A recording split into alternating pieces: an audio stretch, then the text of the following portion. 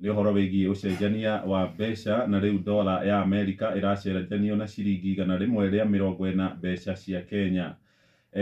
Kũhatĩrĩrĩka gwa ciringi ya bũrũri kũrokorwo rĩrĩ bengi nene ĩragĩire na mũrũgamĩrĩri mwerũ arĩ mũthuri ti ndagĩtarĩ Kamau Thuge, ũrĩa warĩ hĩndĩ ĩmwe mwandĩki mũkaru kũrĩa ministry-inĩ ya kĩgĩna thirikari-inĩ ya Uhuru wa Kenyatta.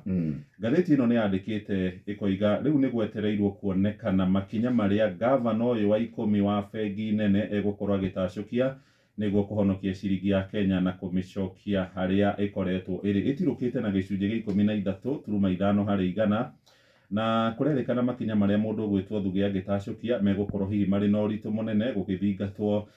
ũmenyeri wake kana experience harĩ ũhoro wĩgiĩ mbeca. Anatungata kũrĩa rũhonge-inĩ rwa kĩmabũrũri rwa kĩgĩna IMF, arũgamĩrĩire rũhonge rũu mabũrũri-inĩ ma Botswana oro hamwe na bũrũri-inĩ wa Lesotho. Karatathi ka mbere na karatathi ga kerĩ, ũcio nĩguo ũhoro ũrĩa ũhetwo ritũ thĩinĩ wa ngathĩti ĩno ya Business Daily, na nĩndakora rũgano rũngĩ rwega mũno rwa thabarĩ cia ndege atĩ kambuni cia ndege cia Kenya Airways rĩu nĩ icokereirie thabarĩ cia ĩmwe kwa ĩmwe kuma gũkũ mũciĩ mũnene wa Nairobi cigĩthiĩ nginyagia kũrĩa mũciĩ-inĩ wa New York bũrũri-inĩ wa Amerika, na nĩ ikinya rĩũkĩte thutha wa andũ arĩa maroha thabarĩ ya gũthiĩ Amerika gũkorwo maingĩhĩte, kana demand ya tigiti wa gũthiĩ ĩmwe kwa ĩmwe gũkorwo yongererekete. Ndonire